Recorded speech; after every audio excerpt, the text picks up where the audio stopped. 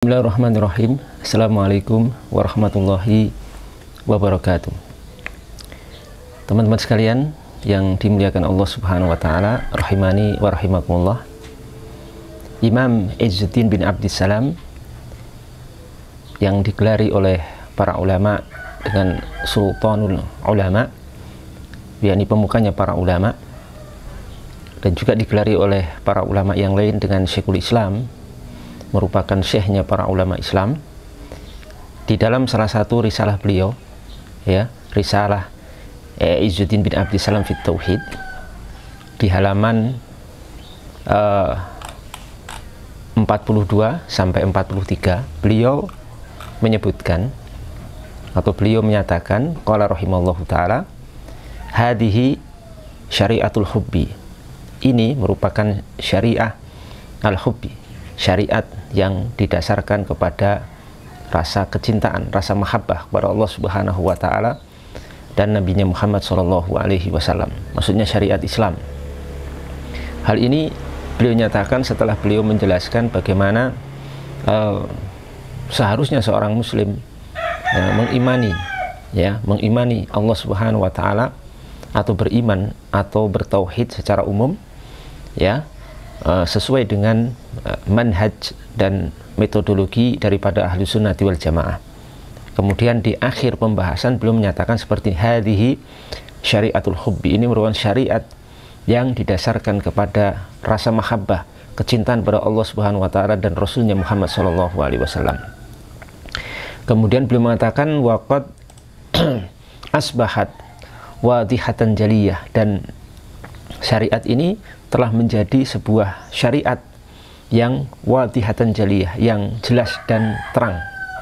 Tidak ada kesamaran lagi, tidak ada sesuatu yang tidak jelas, tidak ada sesuatu yang syubhat lagi, rancu. Semuanya serba jelas, gamblang, ya, dari sisi manapun, dalam masalah apapun. Baik dari masalah akidah, dalam masalah ibadah, dalam masalah akhlak, dalam masalah yang lainnya, semuanya jelas. Wabil khusus di sini masalah akidah, ya, masalah yang sangat penting, masalah tauhid. Ya laha min fawakin bahiyah. Ya laha min fawakin bahiyah. Wahai yang laha, baginya, bagi syariat ini, min fawakin bahiyah, dari fawakin, dari kejelasan bahiyah yang dari min fawakin bahiyah, dari kesempurnaan yang bahiyah, yang elok, yang cantik. Ya, Islam, syariat Islam ini sempurna, fawak, min fawak, sempurna dan sangat indah sekali. Kemudian beliau mengikutkan hal ini dengan ucapan berikutnya, wa aqidatin sunniyatin ala usuli madhabi syafi'iyyati wal hanafiyyati wal malikiyati wa syafi'iyyah wal hambaliyah. Dan syariat ini memiliki akidah, ya, memiliki yalaha min akidatin sunniyah, akidah sunnah, akidah di atas manhaj dan pemahaman ahli sunnati wal jamaah, akidah Islam, akidah yang terrealisasi atau terwujudkan dengan akidah ahli sunnati wal jamaah, yang akidah ini, akidah sunniyah ini, pemahaman sunni ini dibangun di atas usul, prinsip-prinsip madhab fikih yang 4. Madhab syafi'iyah, kemudian hanafiyah, wal malikiyah, dan hambaliyah. Jadi prinsip akidah ini dibangun di atas prinsip, akidah ini dibangun di atas prinsip-prinsip dari madhab 4 ini. Syafi'iyah, hanafiyah, malikiyah, dan hambaliyah.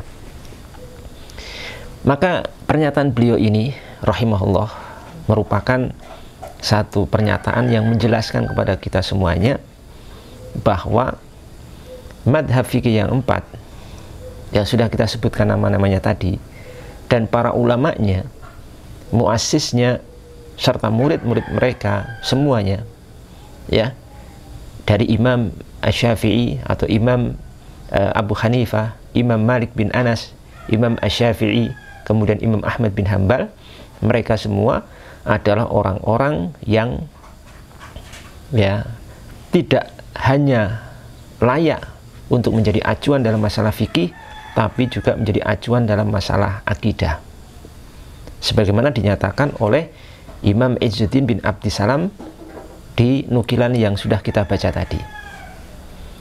Dan ini termasuk juga murid-murid mereka.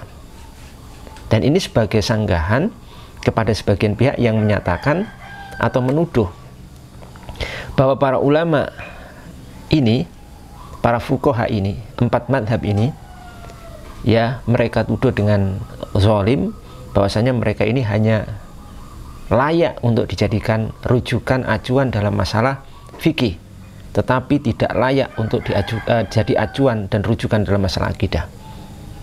Bahkan lebih kecil lagi, sebagian dari orang-orang ini menuduh bahwasanya akidah para fuqaha madhab fikih yang 4 itu adalah bermasalah.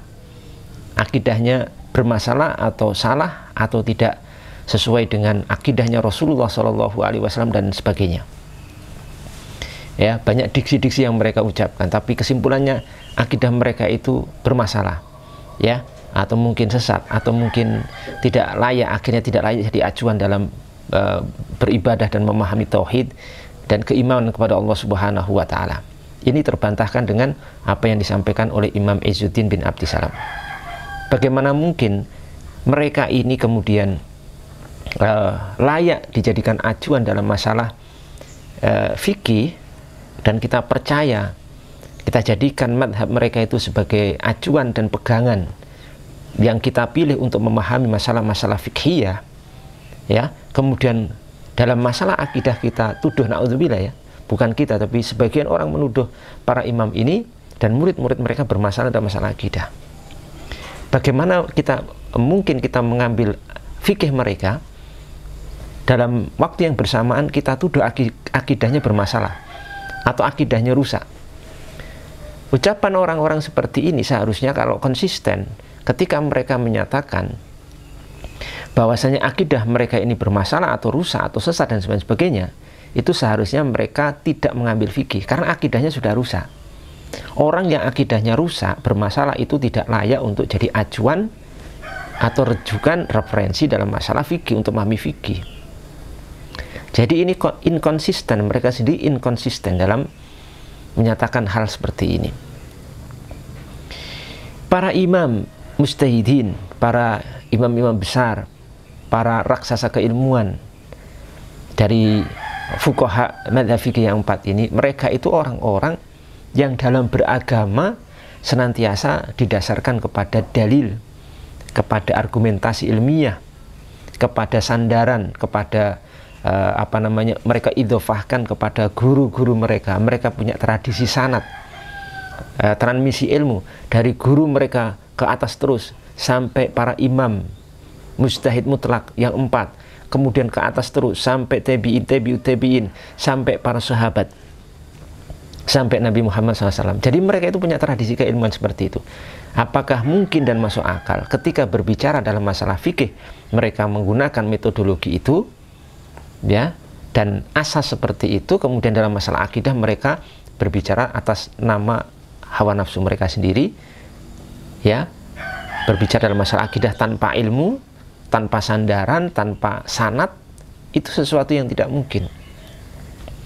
Mereka orang-orang berilmu yang sudah terbiasa menggali hukum, kemudian menyimpulkan hukum-hukum syariat, baik dalam masalah apapun, itu sudah terbiasa berdasarkan berbasis data, dalil, serta sanad. Jadi ini sangat luar biasa sekali tuduhan kepada para imam, dan ini dipatahkan oleh Imam Izzuddin bin Abdissalam, yang mana beliau ini termasuk ulama yang disegani, ulama yang diakui keilmuannya, ulama yang telah direkomendasi dan dipuji oleh para ulama sezaman dan setelahnya. Makanya murid beliau yaitu Imam Daqiqil Aid rahimahullahu ta'ala menggelari guru beliau ini Imam Izzuddin bin Abdissalam dengan Sultanul Ulama, sebagai pemukanya para ulama. Artinya gelar seperti itu tidak akan muncul kecuali memang berdasarkan fakta beliau benar-benar berilmu dan pantas untuk dijadikan rujukan dalam segala permasalahan, baik dalam permasalahan fikih atau permasalahan akidah. Sehingga Teman-teman sekalian, kaum muslimin yang dimuliakan Allah Subhanahu wa taala, dalam memahami fikih kita kembali kepada madzhabul arba'ah, dan dalam memahami akidah pun kita kembali merujuk dan menjadikan mereka sebagai acuan dan referensi kita yang membimbing kita di atas akidah ahli sunnati wal jamaah, di atas akidah sunniyah sebagaimana yang sudah disebutkan oleh Imam Izzuddin bin Abdissalam dalam ucapannya tadi.